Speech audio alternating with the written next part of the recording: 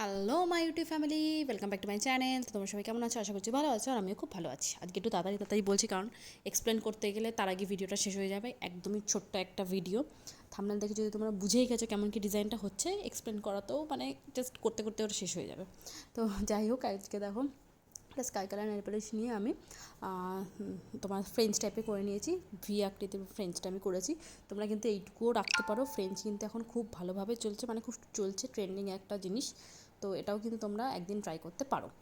এরপর দেখো ওটা শুকিয়ে নিয়ে, শুকানোর পর দেখো ডটের টুলস আমি ব্ল্যাক কালার নেল পলিশ নিয়ে নিয়েছি 6টা ডটের, একদম ট্রায়াঙ্গেল যেখানটা হয়েছে, মানে ত্রিভুজের কোণাটা যেখানটা হয়েছে, ভি আকৃতির যেন ভিটা যেটা হয়েছে, ত্রিভুজ ট্রায়াঙ্গেল কত কিছু বলে দিলাম, তো যাই হোক ভি আকৃতির যেটা হয়েছে ওইখানটায় দেখো 6টা ডটের আমি একটা ফুল করে নিয়েছি, আর মিডিলটা পুরোপুরি ভরাট করে নিয়েছি। আর কালার কন্ট্রাস্ট আমাদের যেটা ইচ্ছে কিন্তু করতে পারো। আমার যেহেতু বেসটা এরকম সাদা লাগছে, যেহেতু ধরো নেলস আলাদা, তোমাদের কিন্তু বেসে এটা দিলে বেশ ভালোই লাগবে।